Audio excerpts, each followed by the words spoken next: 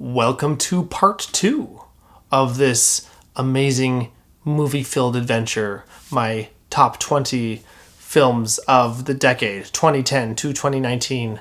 Had to split it up into 2 videos, just for the sake of your convenience. Without further ado, let's just get right into it. Here is my top 10. Number 10, Captain America, the Winter Soldier. You can't discuss the state of cinema today without acknowledging the Marvel Cinematic Universe and the importance it played in large studio pictures. The first Avengers film may arguably be the most important piece of blockbuster cinema to come out in the decade. And think about it, every other studio tried to reverse engineer what Marvel did there, but I don't think anyone else succeeded. But this is a list of my favorite movies and not the most influential. And I like the Avengers just fine, but it is far from my top MCU movie. And since I decided to give myself just one of these films on here, I felt like I had to give it to Captain America, the Winter Soldier, because it was from this point that I felt like Marvel was willing to take new kinds of risks and play around within the superhero genre. In this case, they put superheroes in a political espionage thriller and started up a storyline with the titular Winter Soldier and the loss of S.H.I.E.L.D. that ripples through the MCU from this point forward. Anyway, most of you have seen it and know what I'm talking about, but if you haven't seen it, check it out.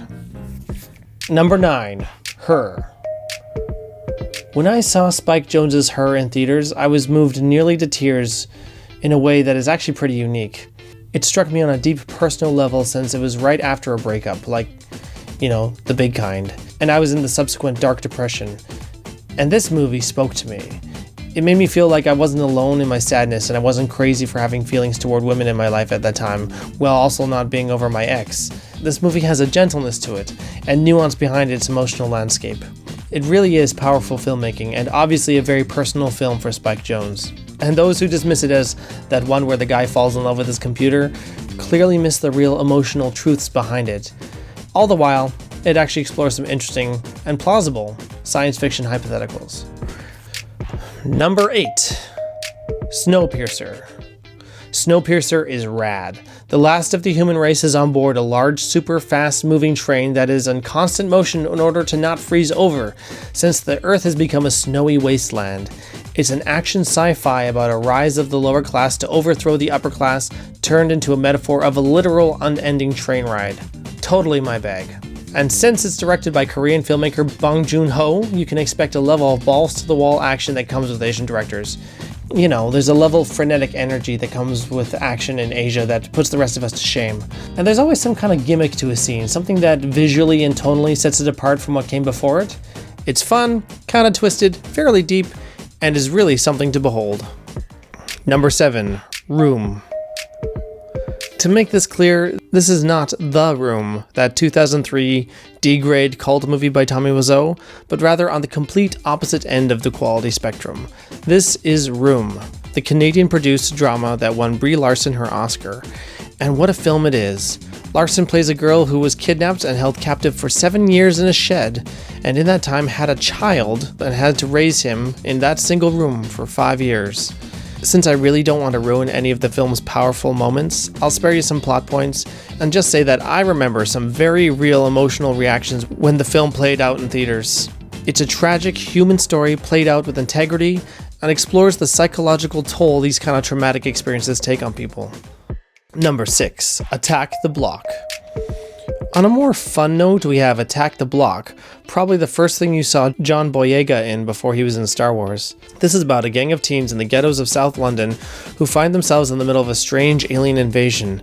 These aliens are awesome, with a deep black that hides their details but teeth that glow blue. Even when you see them, you're not really sure what you see, and it proves as effective a monster antagonist as anything that Stan Winston cooked up in his heyday. What I love in this film is how it builds its unlikely heroes. Boyega's Moses is a real backwards protagonist, starting off as a thug leading a gang, but when a challenge comes his way, he steps up and finds his heroic side to become the protector of his neighborhood.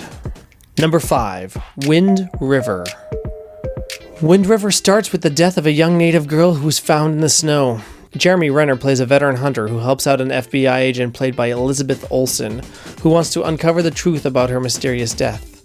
I still remember seeing Wind River in theaters and found it to be so genuinely gripping, but most of all during the climax of the film where I had a wholly visceral reaction, complete with a fist pump.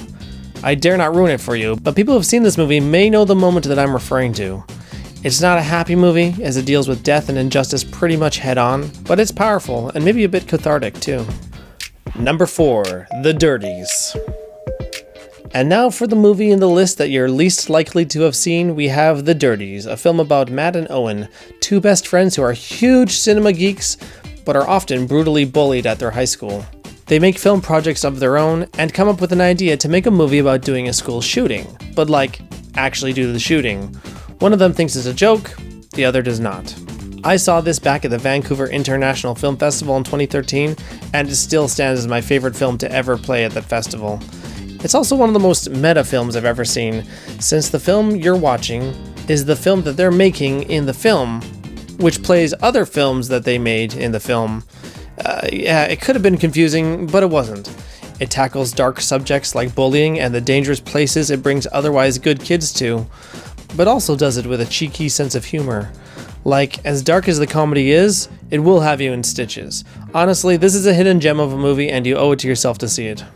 And actually, this movie is really encouraging because this is a perfect example of smart, micro-budget filmmaking. Number 3, Mad Max Fury Road. I had a feeling by the trailers that this film was going to be a wild ride, but I don't know if anyone knew that Mad Max Fury Road was actually going to be as good as it was. It's probably the most testosterone-driven destroy the patriarchy narrative ever put to celluloid, because apparently that can actually be done. If there ever was a perfect marriage between socially conscious art house think piece and high-octane, literally, action film, this is it. Max is portrayed by Tom Hardy this time as a reluctant hero, initially taken captive by a tribe of fanatics and forced on a road trip gone awry when Furiosa, played by Charlize Theron, decides to steal a tyrant's collection of brides. Most of the movie is one big car chase, with moments of introspection and subtle subtext, lending way more nuance and consideration than this film needed or was expected from it. If only all big blockbusters were this sophisticated and artistically satisfying. I'm not exaggerating when I say that Mad Max Fury Road is a masterpiece in visual storytelling and a stupendously entertaining spectacle. Truly one of the best from the decade. Number 2, The Impossible.